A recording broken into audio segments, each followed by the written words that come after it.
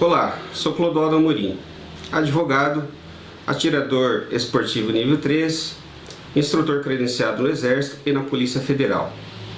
Ultimamente ando vendo alguns vídeos junto às redes sociais em que pessoas estão dizendo acerca da atividade dos CACs algo que está distorcido com relação ao que dispõe a legislação pertinente.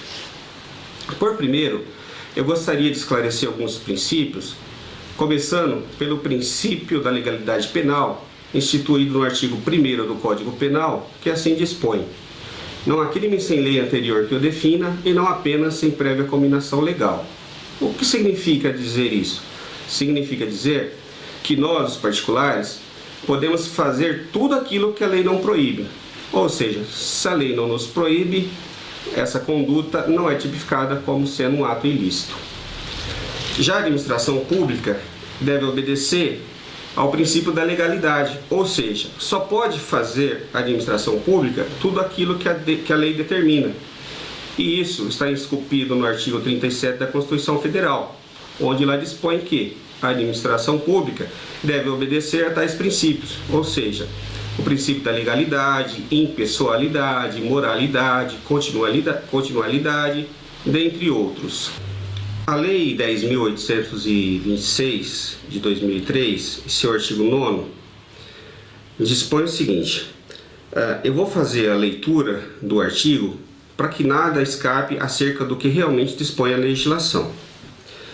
Então vamos lá. O artigo 9º diz que compete ao Ministério da Justiça a autorização do porte de arma para os responsáveis pela segurança de cidadãos estrangeiros em visita ou sediados no Brasil e ao Comando do Exército, nos termos do regulamento desta lei, o registro e a concessão do porte de trânsito de arma de fogo para colecionadores, atiradores e caçadores. Já o decreto 5.123 de 2004, que regulamenta essa lei, ou seja, regulamenta a lei 10.826 de 2003, com relação à atividade dos CACs, no seu artigo 30, dispõe o seguinte: as agremiações esportivas e as empresas de instrução de tiro, os colecionadores, atiradores e caçadores serão registrados no Comando do Exército. Já o parágrafo 1º dispõe que as armas pertencentes a entidades nacionais no CAPT e seus integrantes terão autorização para porte de trânsito, guia de tráfego, a ser expedida pelo Comando do Exército. O artigo 32 dispõe que o porte de trânsito das armas de fogo de colecionadores e caçadores será expedida pelo Comando do Exército. Veja, são duas coisas distintas. Uma é o porte de trânsito e a outra é a guia de tráfego. Porte de trânsito nada mais é do que o direito dos CACs de trafegarem com suas armas de fogo. Quais armas? Todas aquelas existentes em seu acervo. E a guia de tráfego nada mais é do que o instrumento físico onde se materializa o direito do porte de trânsito. Ou seja, na guia de tráfego, em tese, deve estar escrito porte de trânsito. Contudo, erroneamente, por alguns tempos, o Exército vinha descrevendo na guia de tráfego que não vale como porte de arma, válida para transporte de armas separada de sua munição. Nesse sentido, descumpriu o Exército com o princípio da legalidade, ou seja, se a lei determina que os CACs têm o direito de porte de trânsito, é isso que deve estar contido na guia de tráfego. Contudo, verificou o Exército que erroneamente estava constando esses dizeres na guia de tráfego, passou agora a editar as novas guias de tráfego, onde consta no documento que documento comprobatório de porte de trânsito. Então, assim sendo, fica sanada a dúvida acerca do que efetivamente deve estar contido nas guias de tráfego, ou seja, porte de trânsito, pois assim determina a lei. O parágrafo único do artigo 32 do decreto 5.123 de 2004 dispõe que os colecionadores e caçadores transportarão suas armas desmuniciadas. Veja, os colecionadores e caçadores transportarão suas armas desmuniciadas. A lei, ela excluiu a necessidade dos atiradores de que trafeguem com as suas armas de forma desmuniciada. Ela não descreve isso, ela descreve que os colecionadores e caçadores transportarão suas armas desmuniciadas. Assim sendo, pode tranquilamente o atirador desportivo trafegar com as suas armas de forma municiada, porque a legislação não dispõe ao contrário. Assim sendo, voltando no que diz respeito ao princípio da legalidade penal, lembrando que não há crime sem lei anterior que o defina e não há pena sem prévia cominação legal.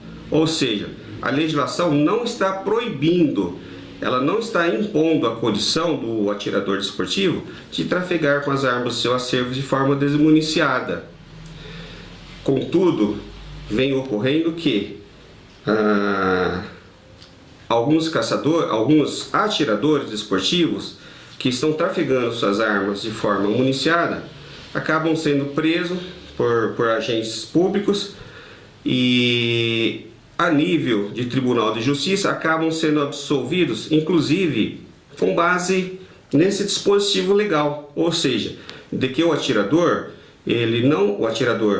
desportivo, ele não está obrigado a trafegar com as suas armas de forma desmuniciada. Ainda no tocante à guia de tráfego, a portaria 51 do COLOG, em seu artigo 43, dispõe que a circulação de produtos controlados em território nacional deve estar acompanhada da respectiva autorização denominada Guia de Tráfego, GT. Parágrafo único. A GT, para atiradores esportivos e caçadores, terá o mesmo prazo de validade de CR e terá abrangência nacional. Veja que a lei determina que o único documento obrigatório é a Guia de Tráfego, para que possa o atirador desportivo e o caçador trafegar com as armas de fogo do seu acervo. Nessa guia de tráfego, ela traz em seu corpo todas as descrições necessárias para a identificação daquela arma, ou seja, ela traz o número do CR, ela traz o número da arma, enfim, toda a especificação da arma, bem como o prazo de validade do CR. Então, esse é o documento obrigatório, ou seja, a guia de tráfego. Por fim, a portaria 28 do COLOG, em seu artigo 135A, instituiu que fica autorizado o transporte de uma arma de porte do acervo de tiro desportivo municiada nos deslocamentos do local de guarda do seu acervo para os locais de competição e ou treinamento. Veja, acerca dessa portaria, muitos questionam a sua eficácia, ou seja, se ela é válida ou se ela não é válida. Claro que ela é válida, aliás, não haveria nem a necessidade da portaria 28, porque a legislação específica, ou seja, que trata com relação às atividades dos CACs, não proíbe que o atirador desportivo trafegue com as suas armas de forma desmuniciada. Lembrando que, por força do artigo 32, tão somente os caçadores e colecionadores estão obrigados a trafegarem com as suas armas de forma desmuniciada. Assim sendo, deve a administração pública, conforme antes dito, respeitar tais princípios, ou seja, o princípio da legalidade. Assim sendo, deve o Exército retirar das guias de tráfego do atirador desportivo o dizer de que deve trafegar com a sua arma de forma desmuniciada. E as guias que constam tais dizeres e o atirador desportivo pretende que seja retirado esses dizeres de sua guia, mais uma vez dizendo, respeitando a lei, deve, por petição, requerer ao comando do Exército para que seja retirado da sua guia esses dizeres, ou seja, que o atirador desportivo trafegue com as suas armas de forma desmuniciada. E caso o Exército negue, por via administrativa, que se faça a correção nas guias dos atiradores desportivos, deve o mesmo, mediante a negativa e no prazo de 120 dias, impetrar um mandado de segurança para que se consiga fazer as alterações nas guias. Voltando um pouco nas questões em que alguns CACs foram presos por estarem portando as suas armas do acervo de atirador de forma municiada, com relação a isso, essa prisão, conforme dito, ela é indevida, porque a lei não proíbe que o atirador desportivo trafegue com as suas armas de forma desmuniciada. Se ela não proíbe, então eu posso sim trafegar com essa arma de forma municiada. Mas em uma abordagem policial e em uma apresentação ao delegado de polícia, que é a autoridade policial, que está ratificando a voz de prisão para os agentes, data máxima vênia, estão errados, uma vez que, lembrando, a lei não proíbe essa atividade, ou seja, de que o atirador desportivo trafegue com as suas armas de forma desmuniciada. Ela diz somente que os colecionadores e os atiradores devem trafegar com as suas armas de forma desmuniciada. Como eu disse antes, os tribunais têm decidido que o ato é atípico, que não há crime nesse caso, porque a lei não determina que o atirador esportivo tenha que trafegar com as suas armas de forma desmuniciada. Uma vez isso ocorrendo, ou seja, sendo absolvido, na verdade, do meu ponto de vista, não deve nem haver a prisão, porque a administração pública, através dos seus agentes, tem o dever de saber com relação com aquilo que dispõe a lei.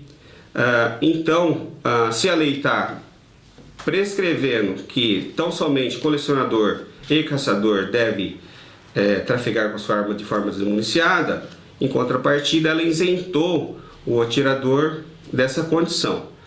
A minha orientação para os CACs que deparam com essa situação é que, uma vez sendo sido preso, do meu ponto de vista, a prisão é ilegal, deve o CAC, posteriormente, ajuizar uma ação em face da administração pública, no caso, em face do Estado, para que faça uma reparação com relação ao dano moral sofrido por essa pessoa, uma vez em que essa prisão ela é ilegítima. Bom, com tais considerações, espero ter contribuído e, na condição de CAC que também sou, estou aqui na esperança de que, muito em breve, possamos ter o direito ao porte de arma de fogo.